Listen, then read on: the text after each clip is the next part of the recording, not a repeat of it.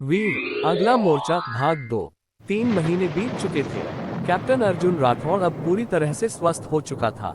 देश ने उसे शौर्य चक्र से नवाजा और गांव ने उसे आंखों का तारा बना लिया। लेकिन उसकी आंखों में अब भी एक बेचैनी थी, मानो कुछ अधूरा हो। एक दिन 2 अजनबी गांव में आए एक काली गाड़ी से। उन्होंने अर्जुन को चुपचाप एक लिफाफा थमाया और बिना एक शब्द बोले लौट गए। लिफाफे में सिर्फ 4 शब्द थे, प्रोजेक्ट काल मिशन रीस्टार्ट। अर्जुन ने इसे देखा और बिना देर किए अपने परिवार को गले लगाया। मीरा सब समझ चुकी थी। सिया की आंखों में आंसू थे, पर उसने कहा, पापा लौट आना। नया मिशन, नया खतरा। प्रोजेक्ट काल था भारत में एक सक्रिय गुप्त आतंकी ग्रुप को खत्म करना, जो खुद को R13 कहता था। ये ग्रुप सेना की वर्दियों में छिपा हुआ था और उनका मकसद था भारत के 5 बड़े सैन्य ठिकानों को एक साथ उड़ाना। लेकिन ये कोई आम ऑपरेशन नहीं था। इस बार अर्जुन को अकेले नहीं, बल्कि 3 और गुप्त एजेंट्स के साथ भेजा गया।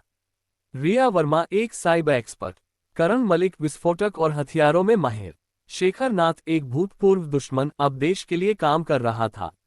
इनमें से किस पर भरोसा किया जाए और किस पर नहीं, यही असली चुनौती थी। धोखा और दांव। तीनों एजेंट्स के साथ अर्जुन ने जैसे ही मिशन शुरू किया, जानकारी लीक होने लगी। हर कदम पर दुश्मन उन्हें पहले से तैयार मिलता। अर्जुन समझ गया, R13 के अंदर कोई अपना ही है।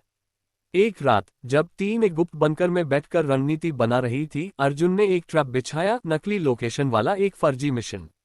और सुबह जो हुआ उसने सबको चौंका दिया। वो लोकेशन बम धमाके से उड़ चुकी थी, यानी जानकारी किसी ने दी थी। अर्जुन ने एक एक पर नजर रखी और आखिरकार सच सामने आया, शेखर ही R13 का एजेंट था। उसने खुद को देशभक्त बताया था, लेकिन वो R13 के लिए काम कर रहा था और अर्जुन को खत्म करने के लिए भेजा गया था।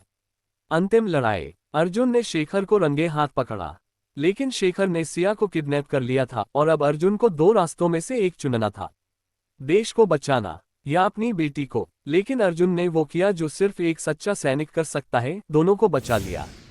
कैसे? उसने रिया और कारण के साथ मिलकर शेखर की चाल से 2 कदम आगे की योजना बनाई थी। आखिरी लड़ाई बर्फीले पहाड़ों में हुई, गोलियों की बारिश के बीच, और अर्जुन ने शेखर को वहीं ढेर कर दिया। लेकिन जब मिशन खत्म हुआ और अर्जुन वापस लौटा, उसे एक और पैकेट मिला। इस बार उसमें कुछ तस्वीरें थीं, R13 की असली लीडर की। चेहरा देखा तो अर्जुन सन्न रह गया। वो कोई और नहीं, बल्कि उसकी पुरानी साथी और सेना की अफसर रिया वर्मा थी। क्या अर्जुन फिर देश को बचा पाएगा? तानी पता नहीं है तो light and thank you die.